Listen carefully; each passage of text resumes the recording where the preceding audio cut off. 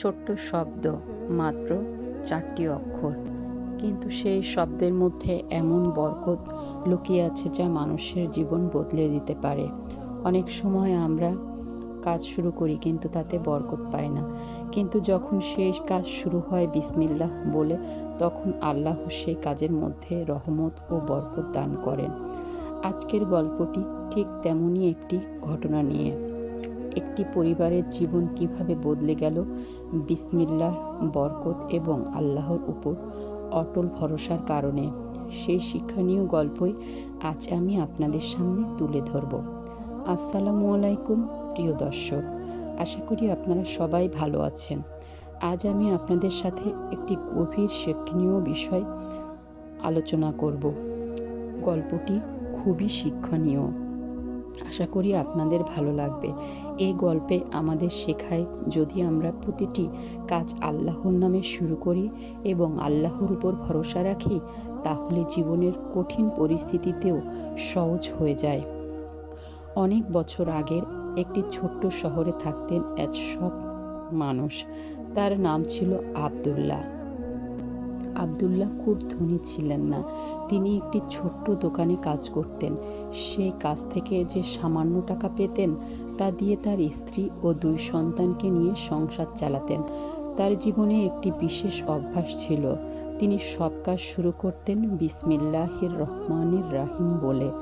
ঘর থেকে বের হওয়ার আগে বলতেন বিসমিল্লাহ, খাওয়ার আগে বলতেন বিসমিল্লাহ, কাজ শুরু করার আগে বলতেন বিসমিল্লাহ। তিনি তার সন্তানদেরও সব সময় বলতেন, বাবা, মনে রাখো, যে কাজ আল্লাহর নামে শুরু হয় সেই কাজের মধ্যে আল্লাহ তাআলা বরকত দেন। হঠাৎ একদিন দোকানের মালিক ব্যবসা বন্ধ করে দিলেন। ফলে আব্দুল্লাহর কাজ চলে গেল। হঠাৎ করে সংসারে আয়ের পথও বন্ধ হয়ে গেল।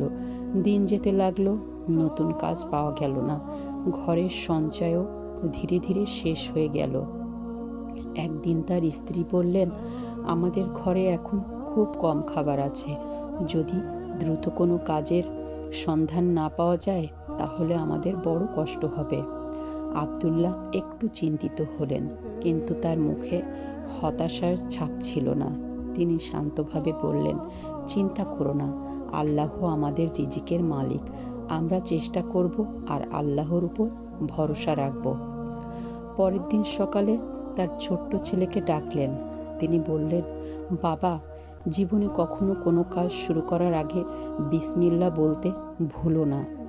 ছেলে জিজ্ঞেস করল, বাবা, বিসমিল্লাহ বললে কি হয়? আব্দুল্লাহ মৃদু হেসে বলল, বিসমিল্লাহ বললে শয়তান দূরে সরে যায় আর আল্লাহ সেই কাজের মধ্যে বরকত দান করেন। একদিন আব্দুল্লাহ কাজের খোঁজে অনেক দূরে গেলেন। সারাদিন ঘুরেও কোনো কাজ পেলেন না। ক্লান্ত হয়ে রাস্তার পাশে বসে পড়লেন। তিনি আকাশের দিকে তাকিয়ে বললেন, হে আল্লাহ, তুমি জানো আমি চেষ্টা করেছি, আমি তোমার উপর ভরসা করি, তুমি আমার জন্য উত্তম ব্যবস্থা করো।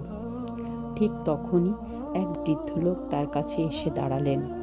বৃদ্ধ বললেন, তুমি কি কাজ খুঁজছো? আব্দুল্লাহ বললেন, জি, আমি কাজ খুঁজছি। বৃদ্ধ বললেন, আমার একটি ছোট্ট গুদাম আছে, ওখানে একজন সৎ লোক দরকার। তুমি কি কাজ করবে? আব্দুল্লাহ আনন্দিত হয়ে বললেন, জি, অবশ্যই করব। সেদিন থেকেই তিনি নতুন কাজে যোগ দিলেন। প্রথম দিন গুদামের দরজা খুলে তিনি বললেন, বিসমিল্লাহির রহমানির রাহিম। তিনি মনোযোগ দিয়ে কাজ করতে লাগলেন। কিছুদিনের মধ্যেই গুদামের ব্যবসা অদ্ভুতভাবে ভালো হতে শুরু করলো। বৃদ্ধ মালিক একদিন বললেন, আমি অনেক লোককে এখানে কাজ করতে দেখেছি, কিন্তু তোমার আসার পর যে ব্যবসার যেন আলাদা বরকত এসেছে। আব্দুল্লাহ শুধু হাসলেন এবং বললেন, সবই আল্লাহর রহমত। একদিন বৃদ্ধ মালিক তাকে জিজ্ঞাসা করলেন, তোমার এই সততা আর শান্তির রহস্য কি? আব্দুল্লাহ বললেন, আমি শুধু একটি জিনিসই মানি, প্রতিটি কাজ আল্লাহর নামে শুরু করি এবং আল্লাহর উপর ভরসা রাখি। বৃদ্ধ লোকটি খুব আবেগপ্রবণ হয়ে গেলেন। তিনি বললেন, তুমি শুধু একজন কর্মচারী নও, আজ থেকে তুমি আমার ব্যবসার অংশীদার। কয়েক বছরের মধ্যে আবদুল্লাহর জীবনে অনেক বড় বদল আসলো। তিনি আর্থিকভাবে সচ্ছল হয়ে গেলেন, কিন্তু তিনি কখনো তার পুরনো অভ্যাস ভুলে যাননি। তিনি সবসময় বলতেন, যে কাজ বিসমিল্লাহ দিয়ে শুরু করা হয় সেই কাজের মধ্যে আল্লাহর বরকত দেন। প্রিয় দর্শক, এই গল্পটি আমাদের কয়েকটি গুরুত্বপূর্ণ শিক্ষা দেয়। প্রথম শিক্ষা, প্রতিটি কাজ বিসমিল্লাহ বলে শুরু করা উচিত। দ্বিতীয় শিক্ষা, কঠিন পরিস্থিতিতেও আল্লাহর উপর ভরসা হারানো যাবে না। আর তৃতীয় শিক্ষা, সততা ও ধৈর্য মানুষকে একদিন সফলতার দিকে নিয়ে যাবেই। জীবনে কখনো যদি মনে হয় সব পথ বন্ধ হয়ে গেছে, তবু শুধু মনে রাখবেন, আল্লাহর উপর ভরসা করুন, কারণ আল্লাহ কখনো তার বান্দাকে নিরাশ করেন না। আর প্রতিটি কাজ শুরু করুন এই ছোট্ট কিন্তু শক্তিশালী একটি শব্দ দিয়ে, বিসমিল্লাহির রহমানির রহিম। আল্লাহ আমাদের সবাইকে বিসমিল্লাহর বরকত এবং আল্লাহর উপর সত্যিকারের ভরসা করার তৌফিক দান করুন। আমিন।